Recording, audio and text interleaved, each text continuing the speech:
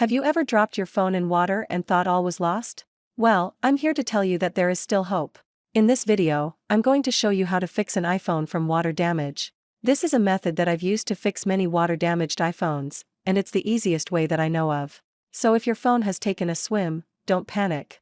There is still a chance that it can be saved. Number 1. Remove your phone from the water immediately. The longer your phone stays submerged, the more chance it has of shorting out. Quick reflexes can mean the difference between a working phone and a dead one. Number 2. Power down the phone. To do so, press and hold the power button, then slide the button at the top of the screen right when prompted. The sooner you can turn off your iPhone, the higher its chances of recovery will be. If you have an older phone, remove the battery. If the phone is plugged in, unplug the charger quickly.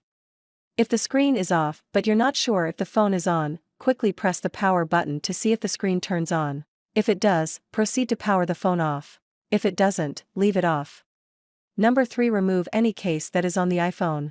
If your iPhone has a case, it may be holding in moisture. Removing the case will allow the phone to breathe.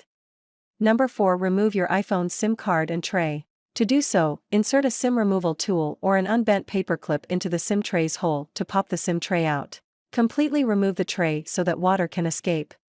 Number 5. Use a dry, absorbent cloth to wipe down the phone. Get all of the excess moisture off with an absorbent cloth. Make sure to get the moisture out of the charging port, the volume keys, the headphone jack and any other crevices. Number 6. Swab out ports with a toothpick and piece of cloth. Get a thin piece of cotton, like an old shirt, and wrap a single layer around the end of a toothpick.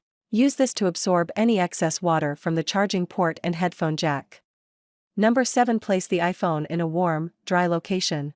The best way to get rid of the water inside of your iPhone is to simply let it air dry in a warm place for as long as possible. Number 8. Wait at least 48 hours.